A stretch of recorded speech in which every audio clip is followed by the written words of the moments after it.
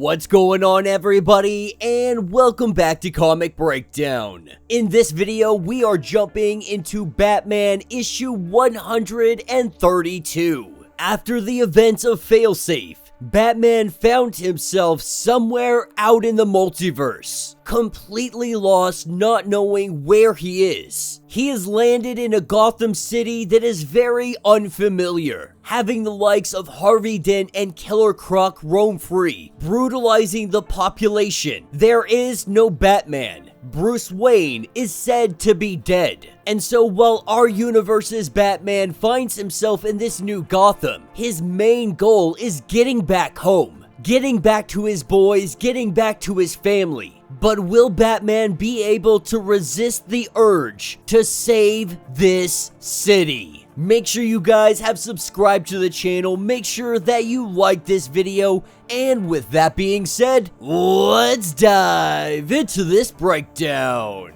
Alright gang, so as we dive into this issue, we are picking up in another universe, another Gotham, a world where Bruce Wayne is dead and Batman never existed. The police, they are almost Bane-like in their strength, all of them Venom enhanced. They look for any excuse to grab people and throw them into the courts. The courts will declare them insane, and then they disappear, because Arkham Asylum, that is what controls this city. Bruce Wayne has been doing all kinds of recon, traveling around with Jewel, aka Julia, a young woman who has suffered great tragedy. There are abandoned buildings throughout this city that are marked as safe houses, but the truth is, nobody in this city is truly safe. But this girl, Julia, she is truly trying. She is trying to make it a better place. Bruce Wayne is her shadow as he grabs intel on this world, but all he can see is hopelessness. A Gotham where fear is the electricity that runs through these streets. The city is walled off from the rest of the country. They have turned their back on Gotham. But even in the darkest of times, there are still fighters like Jewel. But now that they have returned to the safe house, we see that Jewel, she's coming off of that adrenaline rush, being a little bit shaky, just needing a minute to really level out. This is when that ghost appears to Bruce Wayne again. But we learn that this is a symptom of being on this earth, of being in this Gotham.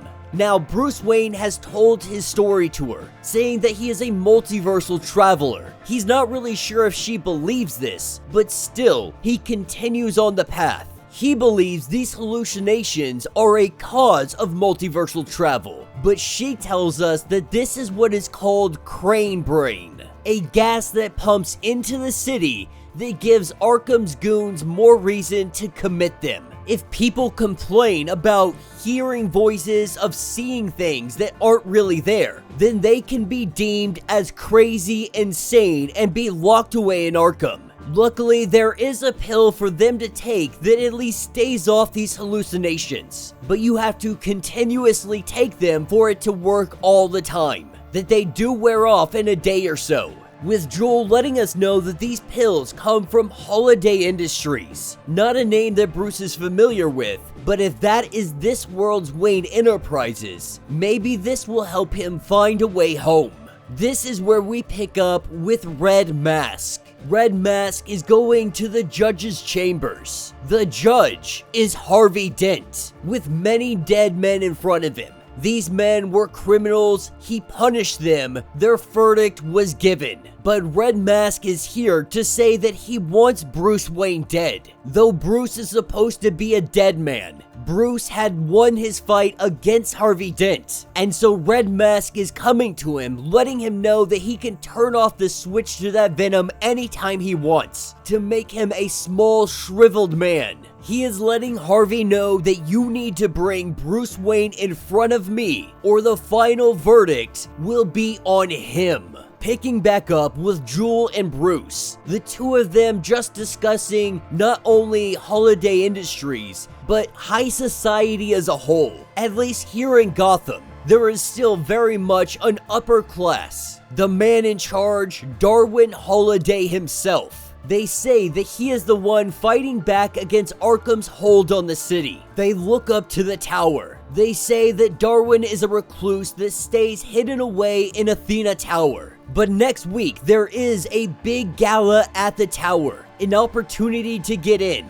And if Bruce knows how to do anything well, it's to play the billionaire playboy, gathering up some equipment, making some makeshift weapons, and things that won't be detected under metal detectors. He puts on his fake mustache and he makes his way to this gala, believing that he can just slide right in with high society. That is when Selina Kyle comes to say hello. He knows that this is not his Selina, but he cannot help but smell her. She takes Bruce's hand and the two of them, they go out into the dance floor. They start dancing and they have a conversation. This conversation picks up very quickly because she knows exactly who he is. In fact, he is supposed to be dead. And while Bruce, he tries to play it smooth. He tries to say that he's just getting a new start, that he's supposed to be dead, but he just isn't. The problem is, this isn't working. He tries to play it smooth, saying that he's just trying to talk to Darwin. Selina now believes that he wants to use Darwin to keep himself out of Arkham,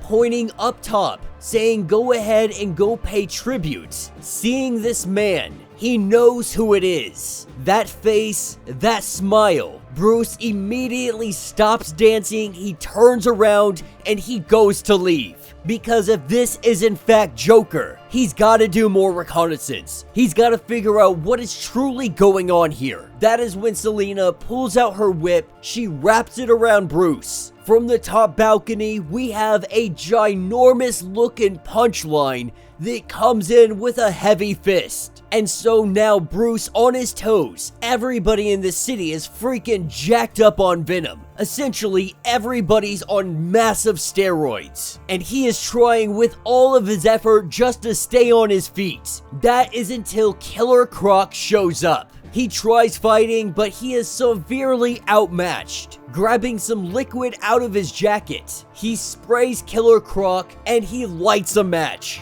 Lighting Killer Croc on fire, we see Killer Croc go flying out the window, with Bruce looking around trying to find his escape route. As he looks among the crowd, what he sees is Alfred Pennyworth. This momentarily distracts him and it allows the others to come in on him. Punchline and Selina both coming after him. One of the guards shooting Bruce in the chest, he goes flying out the window, using a grappling hook, being able to break his fall just a tiny bit. He goes falling to an adjacent building, not sure if he can survive, trying to convince himself that he can survive this fall. As he lands down on the ground, we see that he is bleeding out. He is severely beaten. His body is dang near broken yet again.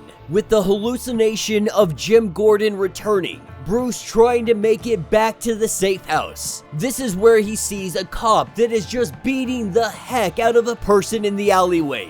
Bruce unable to stop himself. He goes in on the cop. The two of them start fighting. This universe or the next, it doesn't matter which one. He is always going to fight and he is never going to stop. He misses his sons. He misses Selina. But this city, the wrong people are scared. Every Gotham is his Gotham. He wants to go home.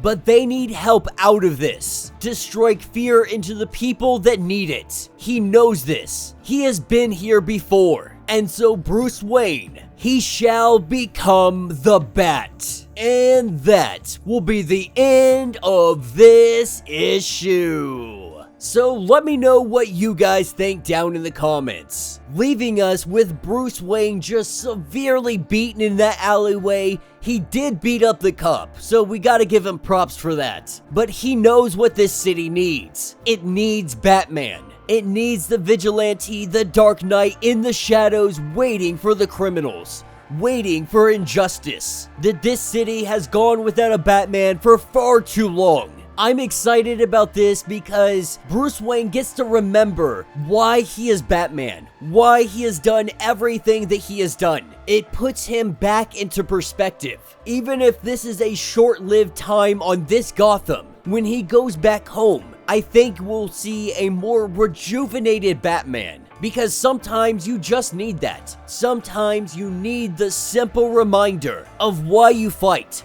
why you began to do this from the very start. This story has a lot of potential and I am very excited to see where it goes. Also, make sure that you guys buy the comics so you can check out the backup story with Robin Tim Drake as he tries to make his way through the multiverse looking for his father, looking for Bruce Wayne. So let me know your thoughts, let me know your theories. If you would like to get completely caught up on everything going on with this series, be sure to check out the link in my description as well as the top of this video. It is going to get you completely caught up on everything going on with Batman. If you would like to support the channel, you can always do so by joining the channel membership, much like Patreon having 5 different tiers.